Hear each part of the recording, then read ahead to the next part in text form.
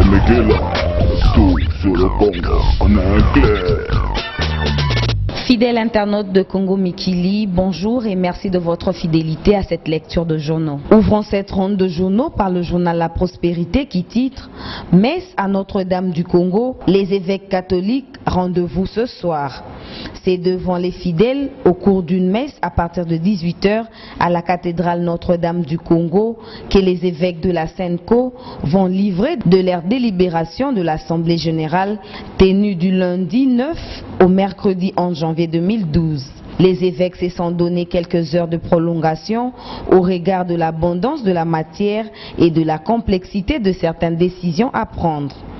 Ces vérités tant attendues seront lâchées soit au cours de la messe de ce jeudi ou à la fin de celle-ci. C'est une première. Car, généralement, cette structure de l'Église catholique romaine de la RDC, après ses concertations et autres réunions importantes, se retrouve au centre interdiocésain pour rendre publiques ses délibérations. Entre-temps, le même journal écrit que Ban Ki-moon sollicite la prolongation du mandat de la MONUSCO jusqu'en 2014. Alerte Plus voit les choses autrement et publie la liste de 32 vertébrés de Tshisekedi pour diriger la RDC. Au journal de poursuivre que les urnes ont tranché le 28 novembre dernier entre Joseph Kabila et Etienne Tshisekedi.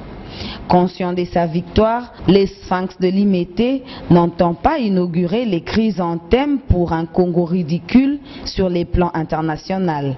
Ainsi, se propose-t-il de former un gouvernement fort capable de recentrer la RDC au cœur de l'Afrique. 32 ministrables issus de l'opposition, auxquels s'ajouteront ceux proposés par le camp Kabila pour sauver le pays sur fond des consensus. Contentieux pétrolier, l'Angola doit au moins 10 milliards de dollars à la RDC. Cet autre titre est à lire dans le journal Le Potentiel.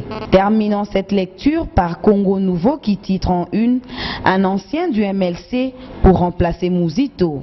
C'est tout pour aujourd'hui. Merci et à la prochaine. Merci de votre attention soutenue à cette lecture. On se retrouve demain. Tout sur le Congo, on a un clair.